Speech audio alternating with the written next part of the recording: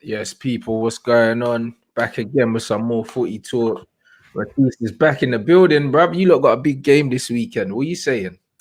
Big game, man. Do you know what? Yeah, I was nervous, but now I'm tense because I've been arguing with Tottenham Topes for the whole week on various About what? streams. What's he been Me, saying? me and him are just you've been on some of them, innit? Me and him have just been arguing on various streams now. Me and Topes. So now my team got to back it with a win.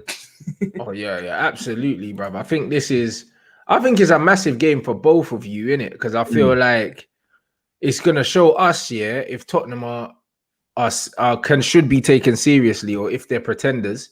Yeah. And with you, man, it will show if you, man, have really turned the corner or you just haven't played no one. You know them one. So I think for both teams, it's a big game for their own reasons, if that makes sense.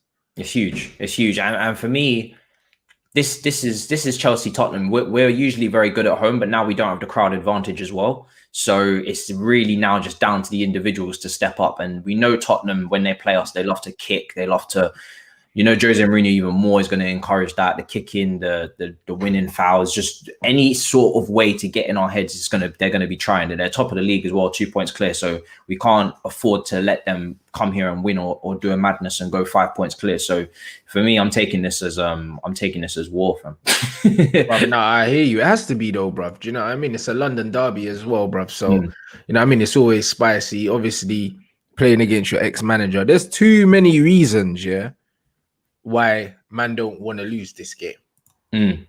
Huge. I mean, you don't want to lose to Tottenham anyway, but then when you've got Lampard in charge, you've got Jody as assistant, you've got players that have been here and know what it's like they've been at Chelsea since they were 8 years old. They know what this means to the fans.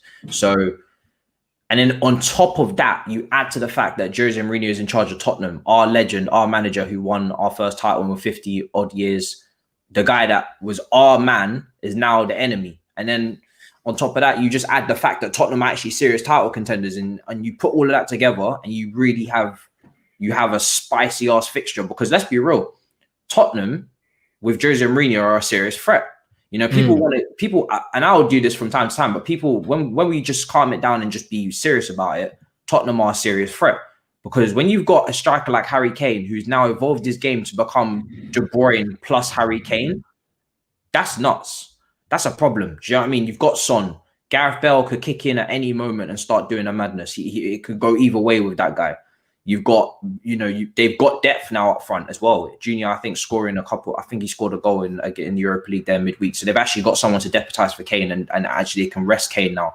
They've got Ndombele who's bossing it at the moment. He's looking like what Pogba should be looking like. Do you know what I mean? So, and Mourinho, he's a winner. Do you know what I mean? Regardless of where he goes, he always wins, and that scares the crap out of me. So, as a Chelsea fan, regardless of project or how many years it's meant to take us to win the title, if it's Tottenham ahead of us, as far as I'm concerned, it's war.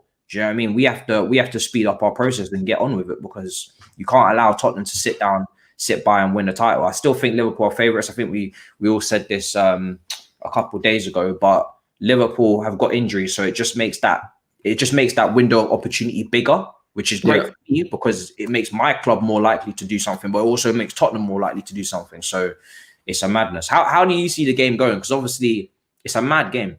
Bruv, I'm not entirely sure. I'm not even gonna lie, I'm not entirely sure. I think that there's too many different ways it could go. It could be an absolute stink fest, where both managers don't really go for it, and it could just be a boring 0-0 like our game. Or it could be one of them ones where like Chelsea just roll man over. Or it could be a thing where it could be a Jose smash and grab. Like, it could be anything, bro. You know what I mean? And that's why I think that this game, for me, is intriguing, because I'm not sure what Tottenham are going to turn up. I mean, I'm saying, and I'm not even really sure what Chelsea are going to turn up, because as well as you lot have played as of late, you ain't really played anyone of any note for me to say, all right, cool, they're serious. They've gone to Man United and done bits.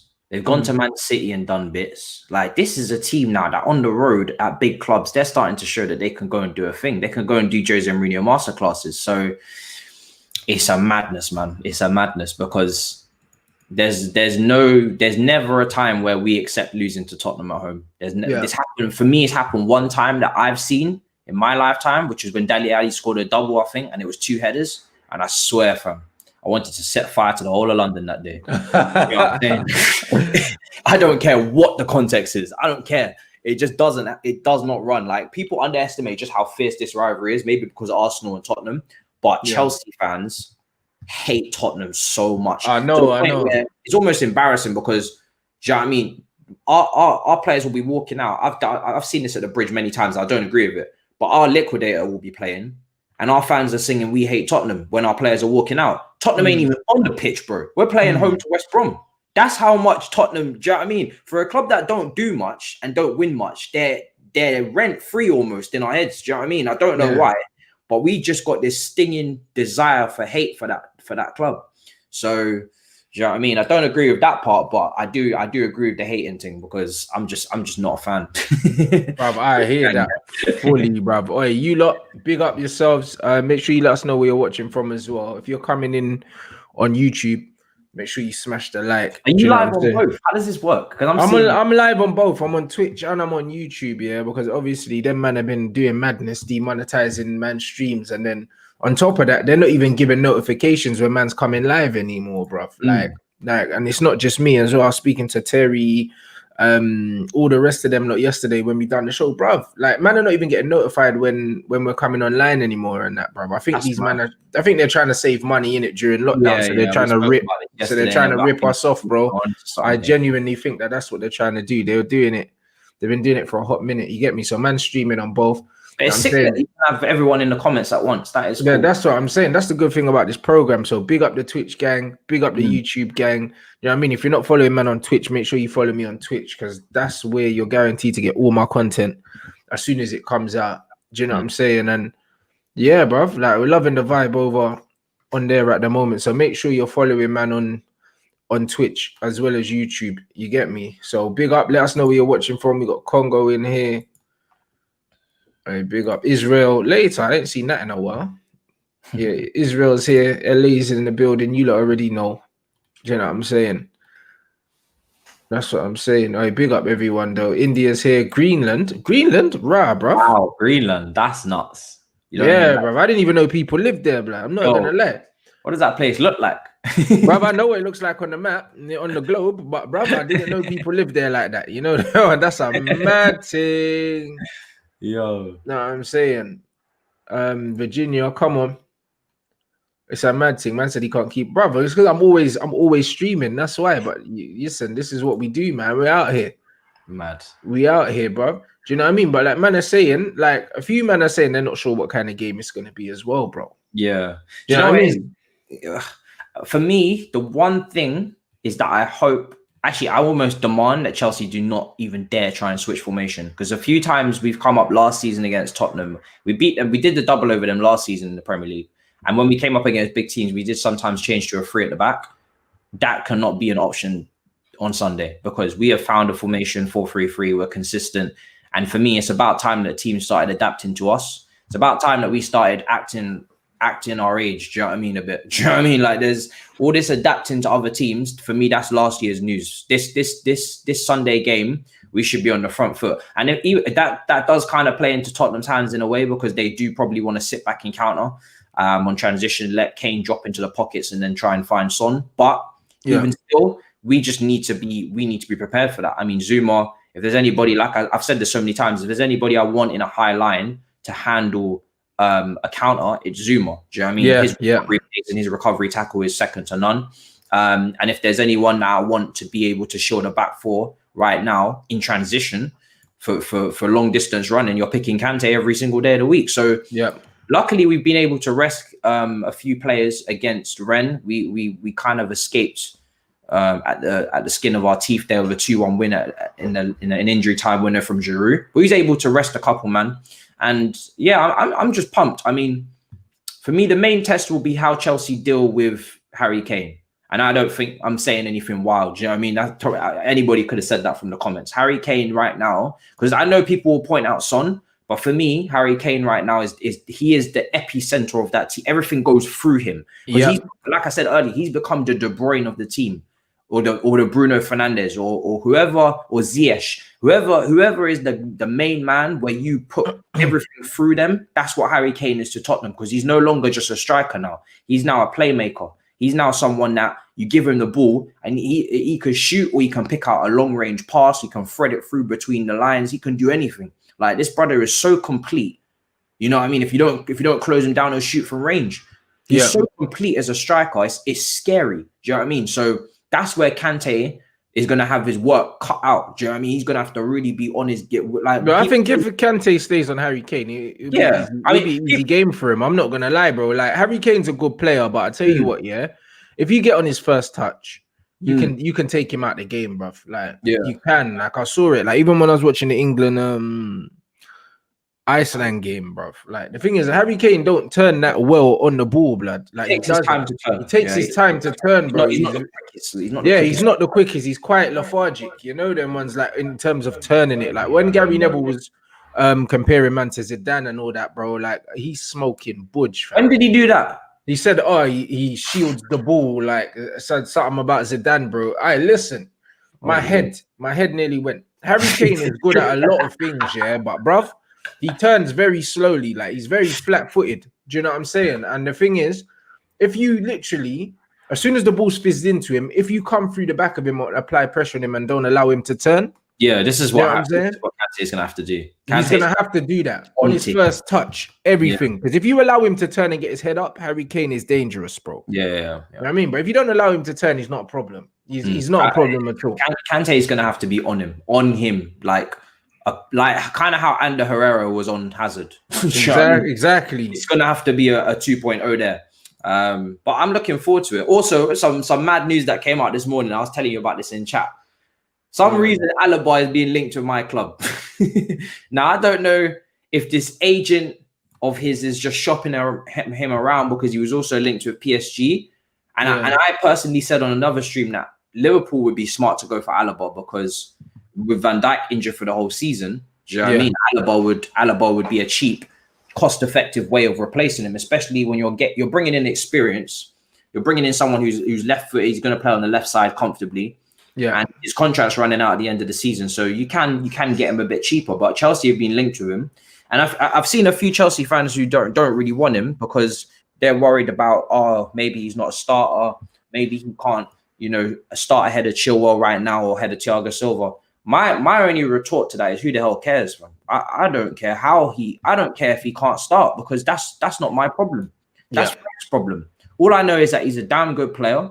He's running out of contract this year. He's cheaper than all of the targets that we're going after. If you're going on a amortization costs, where you're taking in account the transfer fee plus the wages, his transfer fee is going to be nothing close to 60, 70, 80 million you want to pay for most players. So his cost is down. So his wage can be a bit higher. That's how it works.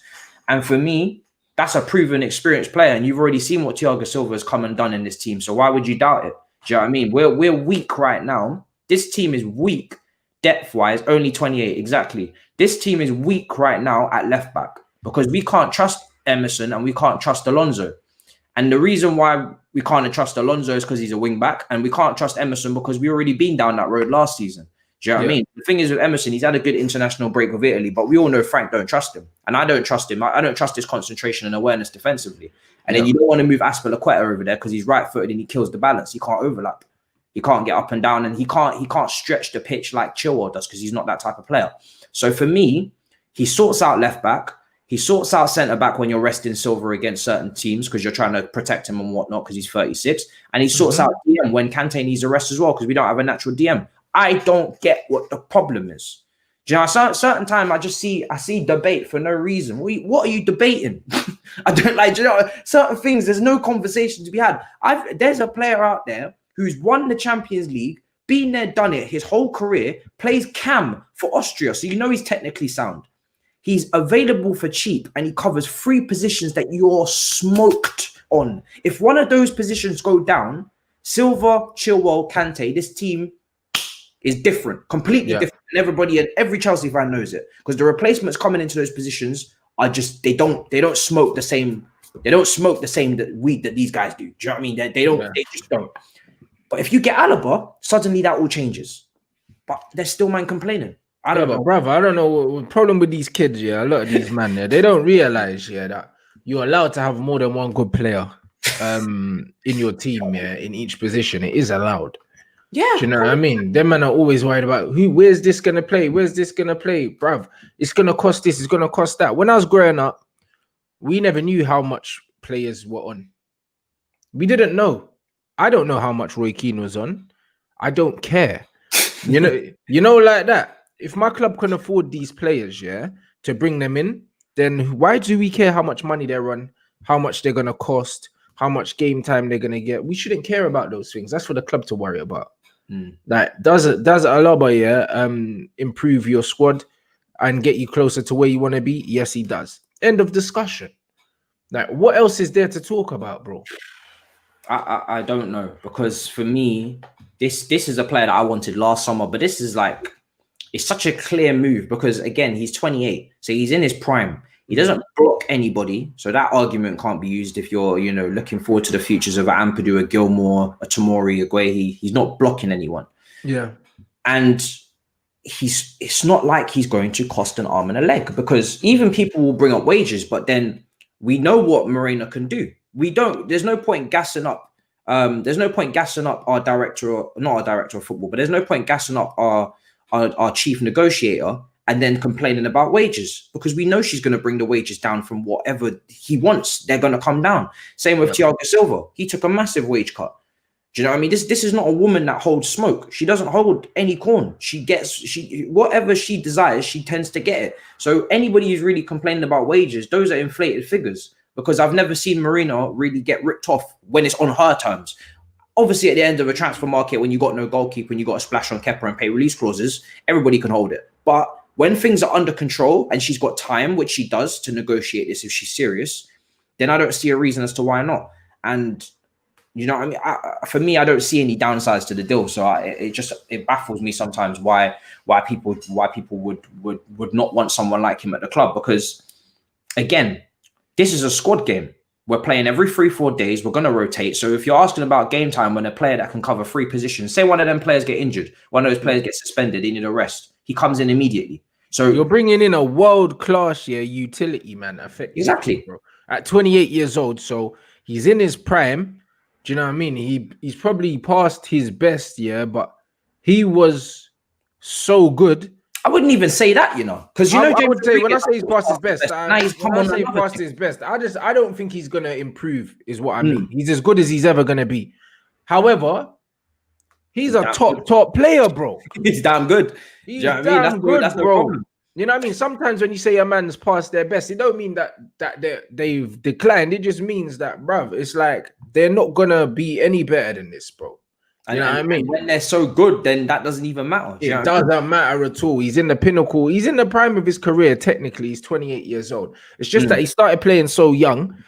He seems older than he is. Do you know what I'm saying? And that's what happens with certain players when they've had such a long career. So he's got a lot of mileage in him, but the guy is experienced, he's quality, and he's versatile, bro.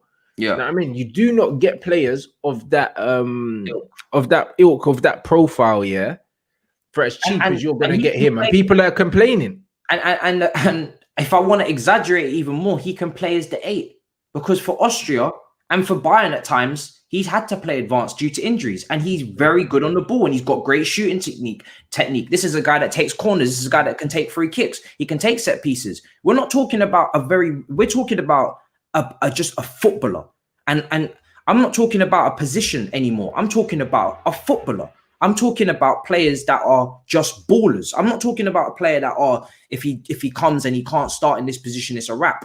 He is just a baller that can play in so many different positions, that a player like that in your squad is just invaluable. It's like when we speak about Reece James, even though he's a lot younger, we don't speak about, he's only good at a couple things. He's just a baller. He steps into the field, he can switch play. He's a baller. There's certain players that you just need, like, if you can get them, why would you not? If we suddenly have an injury to Mason Mount, you're trying to tell me Alaba can't play Mason Mount's role, even especially when Mason Mount's role is very much more the reserved 8 who will drop in and be more defensive alongside Kante and help out. He'll get on the ball. You're trying to tell me Alaba can't do that for a couple of games if Mason Mount's injured or he's suspended? Right.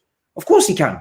So I personally, this is one of them ones that I can't understand the other point of view, and that's very rare. I'm usually always open to different avenues and different viewpoints, but this one, it would take a while for someone to explain to me why they wouldn't take Alaba, especially on 6 months left. Bruv, world-class player, innit? World-class utility player. You need a player like that in your squad, bro. They're invaluable, even if they're on the bench, bro. Because if they're on the bench, it just means, that you've got something for every situation, bro. Exactly. Do you know what I'm saying? He's reliable. You know what I'm saying? From what I remember, his injury record isn't too bad either. Do you know what I'm saying? It's calm, bro. Like it's bruv. There's no way you can lose. You can't lose, bro. Even if it don't work out, he don't cost nothing. It's a profit. Do you know what I mean? It's mad to me, fam. But hey, we digress. Man United, what are your team saying? Let me just get the super chats out of the way. It's them fans of low standards. Why can't we have world-class players on the bench? Look at Bayern's Champions League final. Exactly. Look at the bench there. Jolting. You know what I'm saying? But again, you know what it is, these man ain't used to it, bro. Because even in, I'd say, like, I don't know, in the 99 and that, like Manchester United, it was a mad one because football's changed. Like when I looked at the bench on 99, it weren't world beaters. You know what I mean? Obviously, you got Sheringham, Solskjaer, and then man there, but that's not a world beater bench, innit? Like you haven't really seen a Man United bench look like a Real Madrid bench or a Bayern Munich bench. Do you know what I mean? These man and Barca, these man are known to having world-class players, on the bench, bro. That's how you dominate in Europe, bruv. Like that's how you dominate. I think our clubs are similar, innit?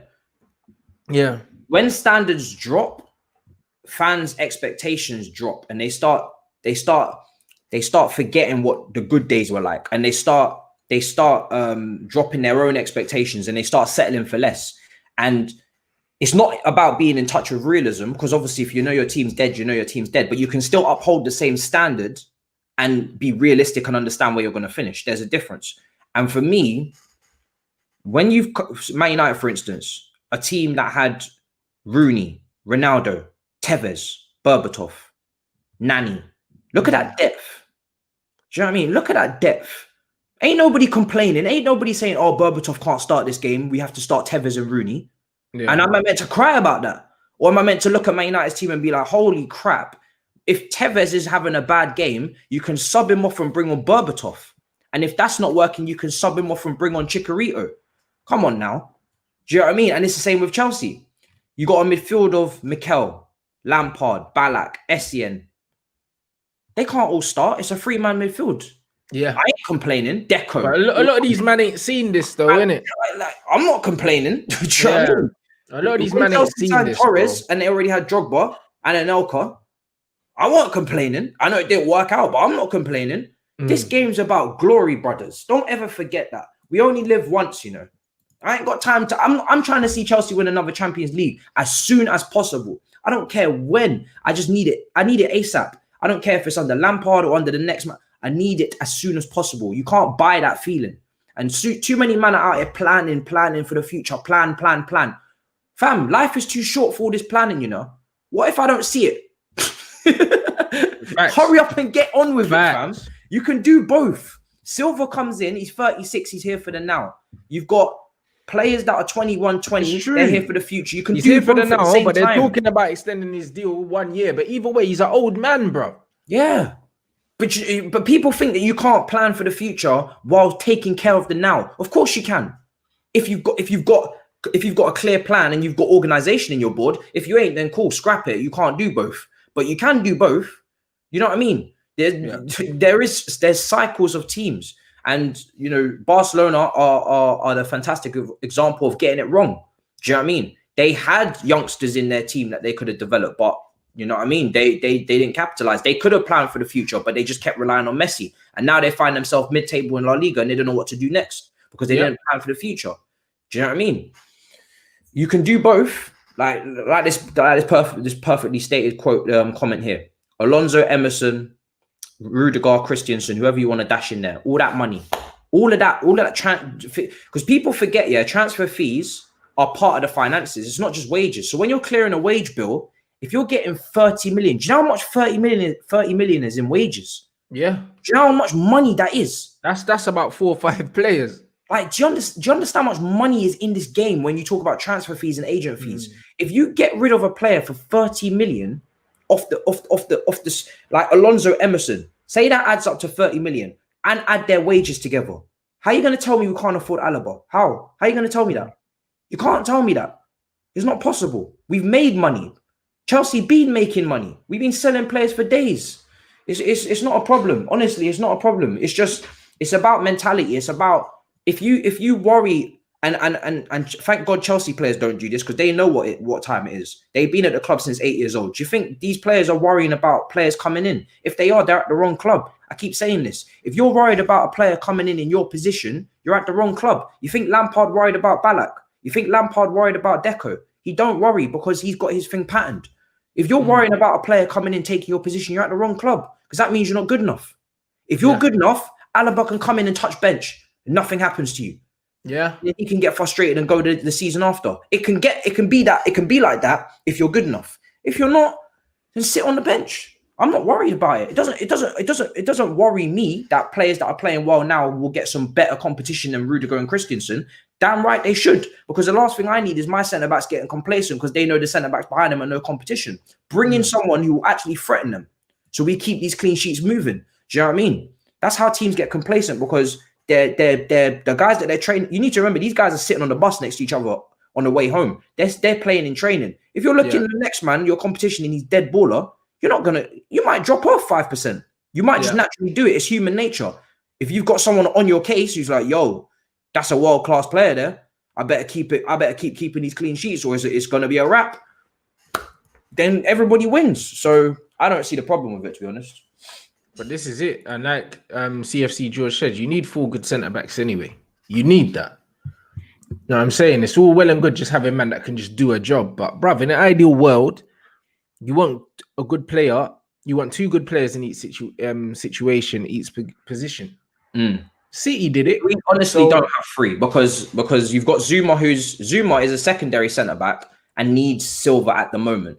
For me, I'm not going to judge Zuma as a leader and transformed. Right now, I'm very happy with him. Don't get it twisted. But I'm not going to judge Zuma's development until Silva leaves. Because when Silva leaves, I'm going to know if Zuma has developed into a leader and he can run the back 4 on his own. Or I'm going to know if Zuma just needed Silva next to him. That's going to be the judgment on Zuma. Right now, he's playing very well next to Silva. I expect that. When Silva leaves, I'm going to know if Zuma's developed.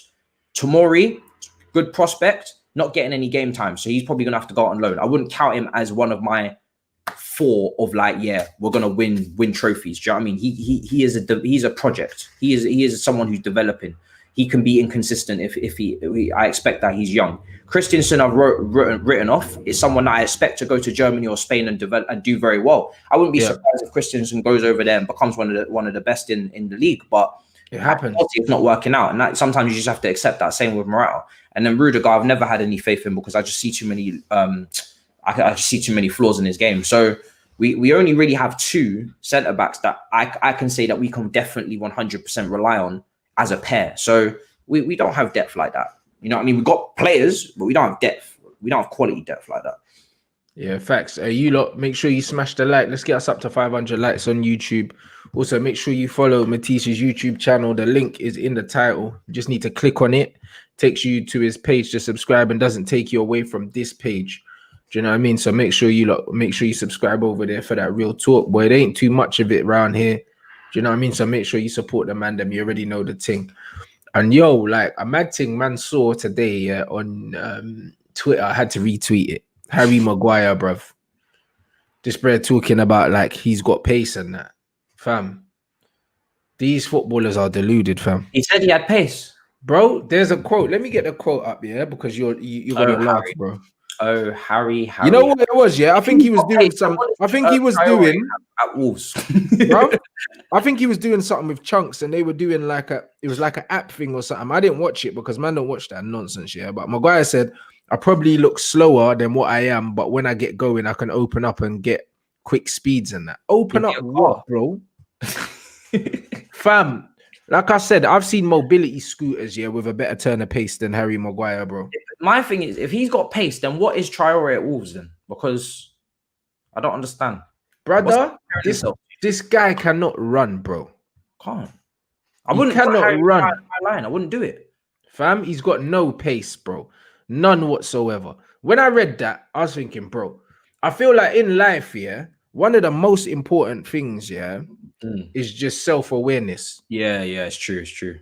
Bruv, know what you can do and know what your strengths and your weaknesses are. If you don't know, that's worrying.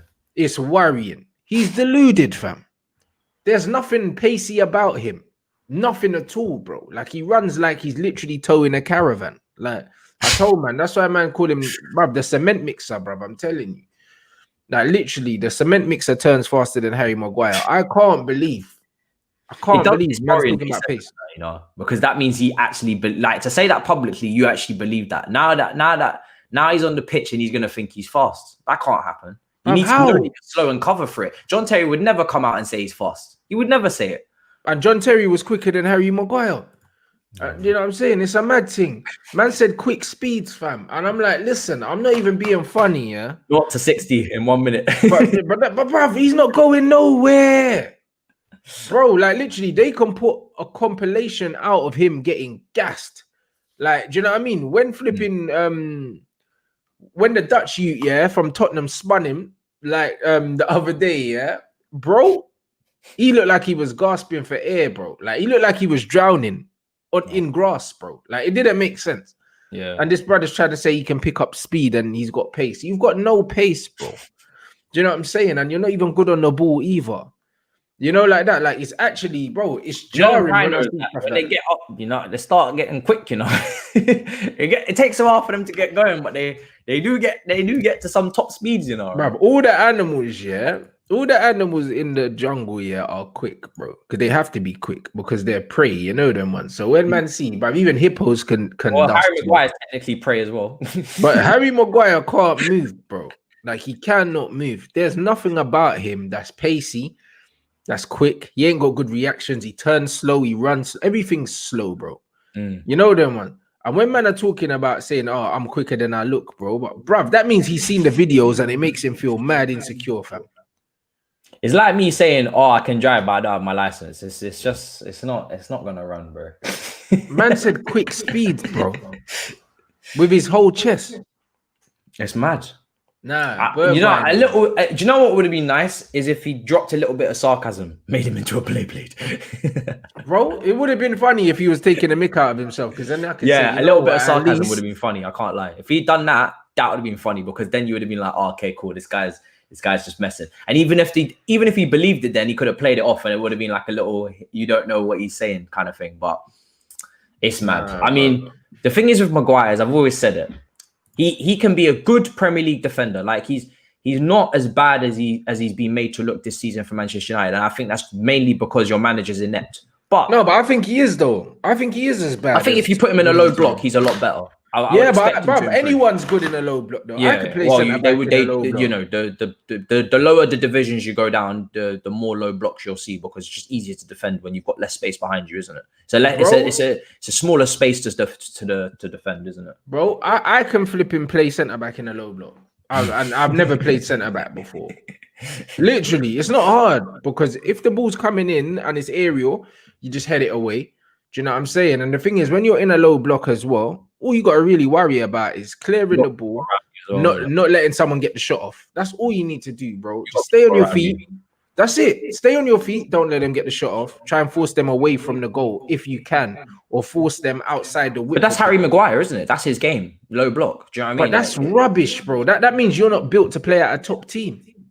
Potentially not, no. You know what I mean? And this is what I think Manchester United have an identity crisis, because I don't, like I keep saying, are you guys going to play with a high line and play out from the back? Are you guys going to play with a low block? If you are, whatever one you're going to do, you need to get rid of some defenders, because half of them don't suit what you're trying to do. You got Tellez, and then you got Wan-Bissaka. It's two completely different ideologies in football. You got Maguire, and then I don't know who else you got next to him, whether it be Lindelof or Bailly. It doesn't make any sense. Do you know what I mean? Like, You've got De Gea playing out from the back. It's a 50-50 thing. There's no clear. Bruv, that is the funniest thing I've seen, bruv. Man, you don't bend his ears. That's what it looks like. I'm not gonna lie. You can't say that. Bruv, this is it. We're a counter-attacking team that plays out from the back. How does that make sense? And the thing is, you can be a team that looks for teams to press you and apply pressure onto you, and then you escape that press by passing out from the back and going through transition and countering. That's not a problem. But Man United don't do that. Do you know what I mean? Yeah. So there's a way of playing out from the back and counter-attacking for real, but you don't even do that. So do you know what I mean? It's not like there's no clear, and this is why it starts with the manager for me. There's no clear idea, and the reason why I stick it on Oli more than most. More than not most, because you stick it on Oli too, but more than Arteta and Frank, is because he's had a transfer window to show the board and he's spent his money, so there should be a clear idea as to what he wants, but there isn't. He's signing players for different like, not systems, because he doesn't have a system in my opinion, but he's signing players for different ideologies, and I don't understand what he wants to do, because he spent so much money. And the players that he's bought, it don't make any sense. Do you know what I mean? Yeah. Like, I can't. I feel like if you used to ask Solskjaer and get for real, I'm being so serious right now, and I know people. I'm not trying to disrespect, because I know he's got his coaching badges, and I don't. But if I was to ask Solskjaer, what the hell, bro, are you actually trying to do? I would love to hear the answer. I'm not saying he won't be able to give me one, but I'm not gonna lie. I don't know what he'd say, and I wouldn't be surprised if he would be waffling, because I really can't tell what he's trying to do for real. Yeah, it's mad confusing. Do you know what I mean? And maybe it's just because I'm a Chelsea fan and I'm used to having Conte and Sarri and Ancelotti, and these Italian managers, they come with a very clear identity, whether it be negative as hell or really attacking or whatever it is. Do you know what I mean? Sarri ball, Conte ball. These guys, these Italian dons, whether you like their football or not, it's very clear what they're trying to do. It's very clear. So maybe I'm just so systematic in my head, but I can't tell what the hell he's trying to do. Bro, that's what the modern game's about. Like I was saying yesterday, old school football used to have managers like Harry Redknapp. Do you know what I mean? Where they're not coaches, they're just managers. Like they get loads of players in. You know what I mean? They make them feel good. They chat to them, you know what I mean? Boost their ego and that, and then they just wait and see what they do. That's what Ollie's like. That's why it's a vibes thing. It's a vibes thing. Man United are better than a vibes thing. This is, bro, in the modern game, all the top managers are coaches first. You know what I mean? Not anymore. No, like, do you know what I'm saying? Not like back in the day, Ollie could have got away with it. Yeah, probably could have, you know. It's true. Can't get away with it now, bro. You know what I'm saying? Like, literally, all he does, bruv. Like, even the small teams now are tactically more astute. Yeah, do you know, that's what I was about to say. I'm not trying to say, like, because I know people will clip this up and try and reword it and twist it. I'm not saying that the game's gone up in terms of the level, because I didn't watch the old level, so I can't make the comparison. But I feel like, and correct me in the chat if I'm wrong, I feel like there's more teams in mid-half, even lower, in the Premier League who can actually play ball.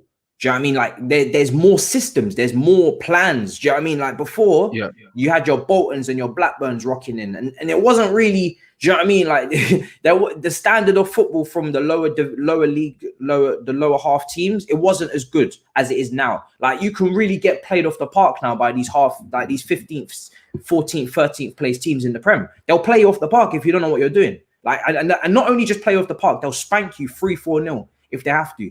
Like, that's how deep it's got. And I don't remember, like, obviously there's been spankings before and they've been unpredictable, but I don't remember, like, so many teams that could play ball in the Premier League and really play football. I feel like that's why maybe some of these, you know, I mean, I think even Thiago Silva spoke on it where he said, listen, I want to come to the Premier League because I can see that you guys are playing out from the back now. Like back when maybe Chelsea fans wanted Thiago Silva more in his prime, and maybe potentially why we don't get these Ronaldinhos and these Neymars and these Thiago Silvas, and you know, I'm just naming Brazilians at this point, but you get my drift. Maybe they look at the Prem of old and they're like, yo, you guys aren't kicking ball, you're just hoofing it. Do you know what I mean? Now you're starting to see they're starting to kick ball. You know what I mean? You're seeing Leeds, you're seeing Southamptons, you're seeing teams really try and play. And even if they don't have the ball, there's a set plan. Do you know what I mean? Leicester, when they didn't have the ball, won the league, but they still had a plan. So I just feel like the standard of the lower half teams has definitely gone up, and it's made it a great spectacle, but it's also highlighted the people who don't know what they're doing. Do you know what I mean? It's really shone a light. If you don't know what you're doing, it's peak for you right now. Because you take Ollie and stick him in that Leeds or that Southampton team, they're getting relegated. I'm sure of it. I'm almost sure of it. 100%, bro. 1 second. Yo. Yeah. Yeah, your thing's making my mic feedback. Because I can hear an echo when you're in there, Matisse. Jump out and jump back in, fam. All right, I'll jump out, jump back in. All right, let's see. Cool. But yeah, guys, that's the thing. I think that the level right now in the Premier League is as high as it's ever been, bro. Like, do you know what I'm saying? No disrespect to all the managers here that have done anything before, but it's a situation where, honestly, yeah, that's better.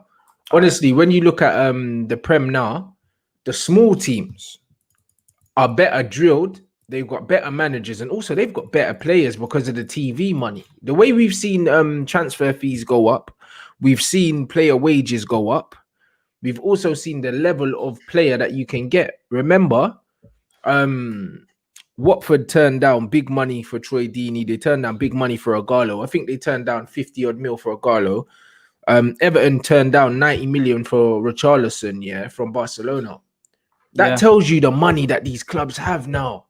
Yeah. You know what I'm saying? So if you can turn down 90 million from Barcelona, that means you're doing all right. You know what I'm saying? When I was growing up, the lesser teams never had this money. And not only did they not have the money, they didn't have the managers either, bro. You look at Southampton's manager now. You look at what Potter's doing at Brighton. You look at the fact, that Newcastle were able to have Rafa Benitez, a Champions League winning manager, Premier League winning manager, and then then they got relegated and still managed to keep him. Yeah, that's mad. That's such and still managed to keep him, bro. Example. That would have never happened 15 years ago when I was a kid watching football, bro. Never. Yeah. You know what I'm saying? Carlo Newcastle Ancelotti lost to Everton. That's mad. Bruv, Carlo to Everton, Pellegrini to West Ham. Yeah. You know what I mean? Bruv, that even the bottom teams now have better managers than Man United right now. You know what I'm saying? So when you're looking at this thing now, bro, honestly, you look at the manager at Wolves. Do you know what I mean? Everywhere you go, you look at Brendan Rodgers. Like, these are all good coaches. Like, man, I've never seen this in the Premier League. The depth in terms of the managers and also the players. Yeah. It's a different level. So you're not going to see the dominance, like 10-year dominance and stuff like that you saw of the Liverpools and the Man Uniteds. That's never going to happen again. No, it won't. It won't. That will never happen again because a different era. It's a lot more difficult to win a Premier League now. Back in the day, you could win the Premier League with 70-something points. Yeah.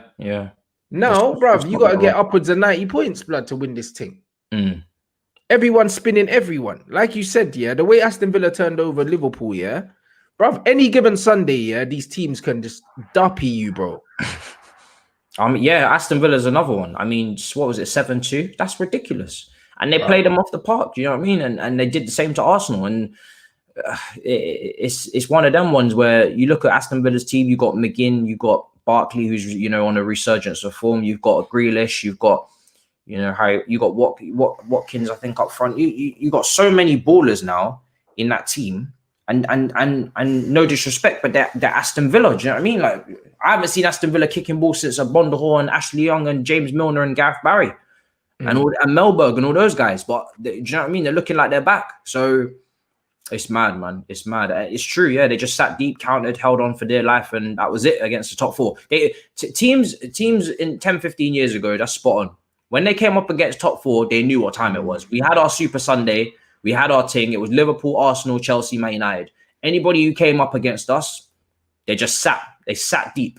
No one tried to play ball against those four teams back in the day. Yeah, you know what I mean? You had your Super Sunday, and it was almost like a different league. It was like a Super League. That they advertised it like that because it was true. Do you know what I mean? It was like a Super League. Top four was the same every single season for God knows how many years. Tottenham and Man City only came into it. Do you know what I mean? I don't know what year, maybe 2010 was it? 9, 8. that's when they started knocking on the door. They started having their beefs for Europa League, and then they started coming up and deciders between Peter Crouch and Defoe and Rubinho and whatnot and Bellamy. That's when they came knocking. But before that, it was the same top four every time. Yeah, you know what I mean? It was the same top four every single time. And this is it. And look at this comment, bro. Remember when Bolton got all of these man, on their last legs, like the Ivan Campos and the Anelkas and the Okochas and that, bro. And bruv, it was unbelievable. Yeah. Everyone was like, oh my God, how they get them? And now every team has got 30, 40, 50 million pound players. All of them, bro. All of them. And like my man said, there's no guaranteed 3 points now for the big teams no more. Fulham's the only team in the Premier League right now that you look at and say, yo, we can beat Fulham, bruv. Everyone else, it's not a foregone conclusion. There were certain places where, like even Tottenham, bruv, I used to call that 3-point lane, blood. Yeah, man, remember, that's what I'm saying. Tottenham weren't nothing, Bruv, man used to go there and beat them comfortably. 3-1, 4-1s, no problems. I'm saying it's completely different now, bro. Like the team's 5th to 12th. Bruv, the quality's mad. And even the average player now these days, are a higher level than they were before, bro. You know them, just because they're better athletes. Back in the day, these men were eating fry-ups before the game and that. Now everyone is an athlete at very minimum. So even if they're not good technical players, one thing they're going to give you is they're going to be able to run, they're going to be able to press, and they're going to keep you honest, bro. But at the top end, the quality is lower. Do you know what I'm saying? So it's one of them ones. So the superstars ain't as good now. If you look at the top 10 teams, any of them teams for me, from like 5th down to 10th, there's an argument for them to finish 5th. Your Leicesters, your Wolves. Do you know what I mean? I don't see. Do you know what I mean? There's no reason why they can't finish ahead of one of the so-called big clubs, quote unquote, because they have the team to do it. They got the managers to do it.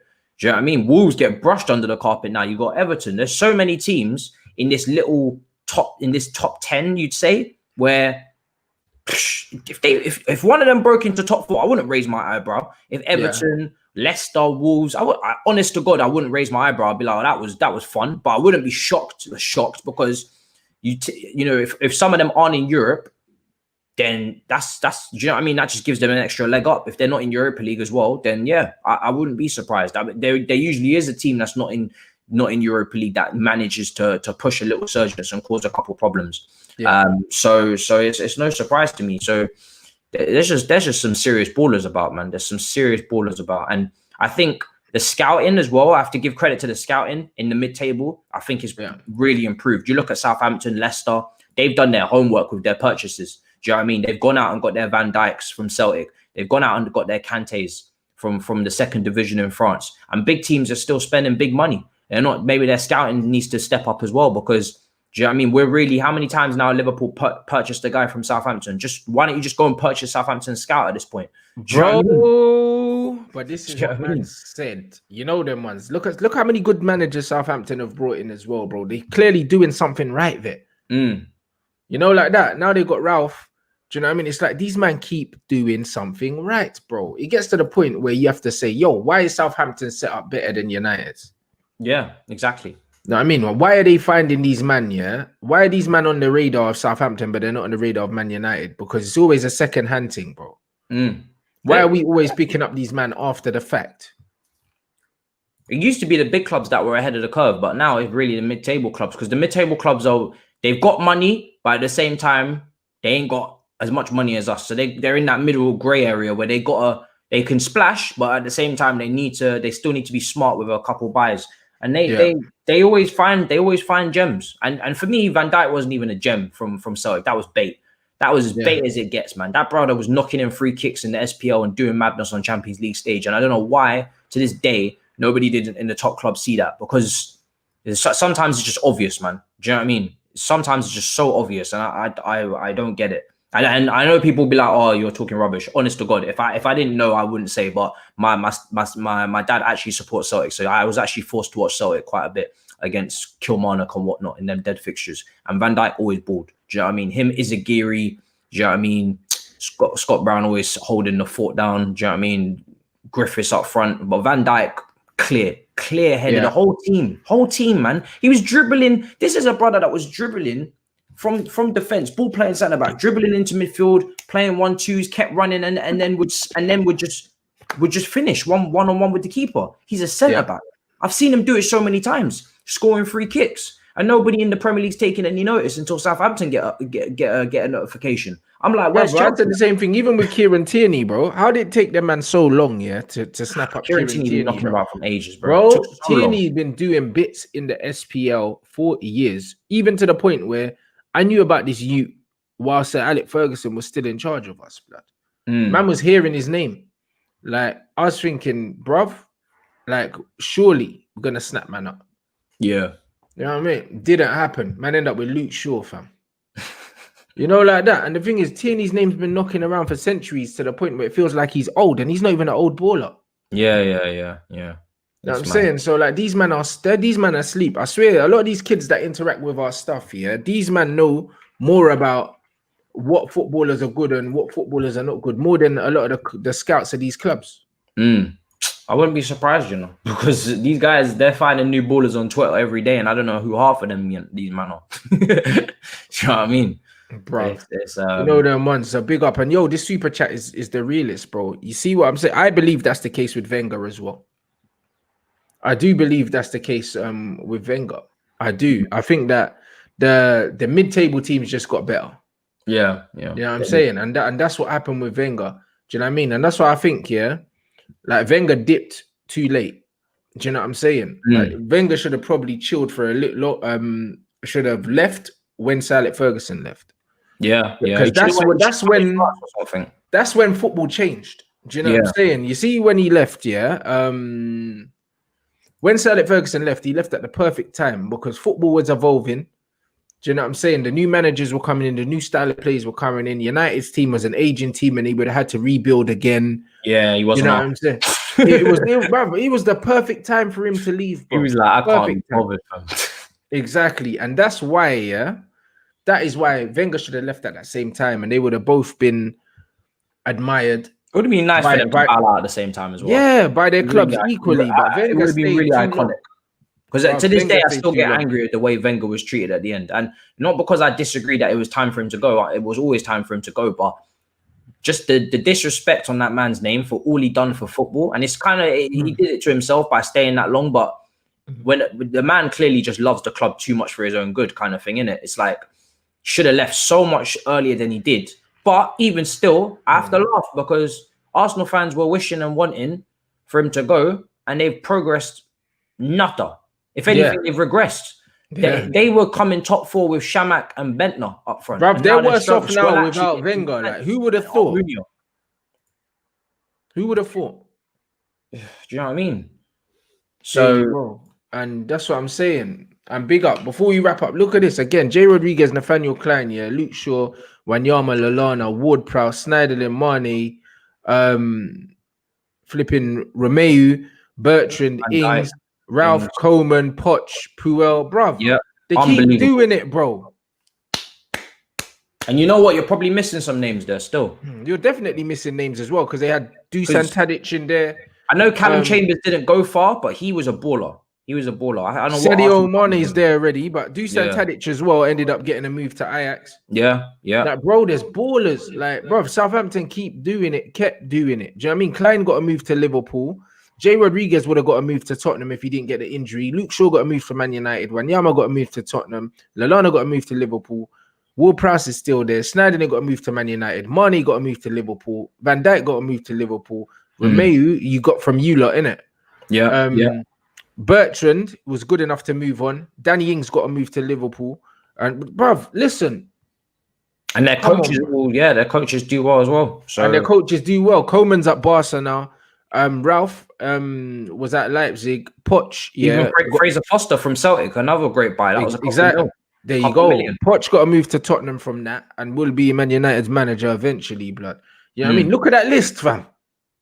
Yeah, this is incredible. You know what I'm saying? A man can talk about Walcott and Bale if you want to go back further. Yeah. Do you know what I mean? Exactly. Foul as well, baller. Do you know what I'm saying? Bruv, like these men have been doing this. Højbjerg now as well to add to that. Bro, like the list goes on.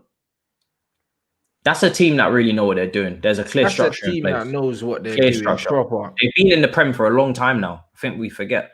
Do you know what I mean? Absolutely. Back when back when I used to play the very first Football Managers, Southampton were in like League One. You know what I mean? Yeah. They've come up at maybe 2007, 8. They were in League One or something. But now, Oh, Toby Alderweireld as well, fam. This Southampton team's shaking a mick, man, bro. that's a big one. That's a big one. That's a big one. We forget about him. Bruv, do you see what I'm trying to say, bruv? So the bottom line is, like, a lot of these big teams can learn a lot from these smaller, so-called smaller clubs. And that's why when man say there's no value in the market and all these things, they're chatting out their ass, bro. There's always value in the market. It's just whether you can see it or not. Well, this is exactly what it is. Facts on facts. All right, big up. Smash the like button if you're here on YouTube. Big up everyone watching on Twitch. Bruv, another epic show, bruv. It just nothing but a real footy talk, bro. Like, no gimmicks, fam. A man mentioned Lovren as well. Bruv, I mean, you have to give him his debt bet. He won a championship at the end of the day. Ricky Lambert. You have to give Lovren his respect because he won that. Get to the final of the World Cup. It's true. Ricky Lambert got that move to Liverpool as well, bruv. These men stay getting moves. I swear it was like a pay package thing from just literally like a. But that's what they said. That's Liverpool's feeder club. Care package. Yeah, Liverpool's feeder club. No, man. And that's what it is. Do you know what I'm saying? Big up you, man. Make sure you smash the like button. Make sure you head over to Matisse's channel. The link is in the title. You already know the thing. Oxlade Chamberlain as well. Southampton are taking a piss. It goes on. Ballers. Actually, you know, like that. It's actually mad. So make sure you head over there. Make sure you follow the page. Obviously, it's a big weekend for Chelsea, Tottenham. So I'm sure there's going to be a lot of content over there for you. Yeah, it's mad. It's mad. Do you know what I'm saying? So make sure you follow the man. You already know what it is. I'm back here in an hour with Lee Gunner. Do you know what I'm saying? So we're going to talk about Pepe, going to talk about Arsenal, how they got on, etc., etc. You already know the thing, bro. So that's it. And then I'm taking tomorrow off because man's been working, bro. Man's been doing like three shows a day all week. I'm tired, fam. You know them. So I'm having tomorrow off, blood. So no content tomorrow. I might do. That's a little public service announcement for you. Yeah, man. No, I'm saying I might do a little Twitch thing still. Like I might do like a career mode or something. But bruv, I'm not doing no content tomorrow, bro. Man's tired. You know, like that. So big up you lot. You know what I'm saying? And obviously on Sunday, the lineup again, we do 3-4 shows on a match day. You already know the thing. Yeah. Do you know what I'm saying? So big up everyone inside. Make sure you follow Matisse. Keep an eye on that Chelsea Tottenham build up because that's the game of the weekend. Big preview. That's the game of the weekend. So yo, look out for man's preview. You already know the thing. And yeah, I'll be sorting out a timetable on Twitch as well because you can do that. You can put your schedule for the weekend so people know when you're coming on. So these man let you function like it's a real job instead of YouTube where they just let you do a freestyle. but that's what I'm saying. So Twitch is proper. Make sure you follow me on Twitch. You already know what it is. Also, next weekend we're playing AFTV. So yo, it's a big game, innit? So if you're London based and you want to come to the game, just make sure you're following me on the socials and look out for the announcement, man. But I can't wait for the game. So big up everyone inside. Do you know what I'm saying? And yo, I'll catch you in an hour.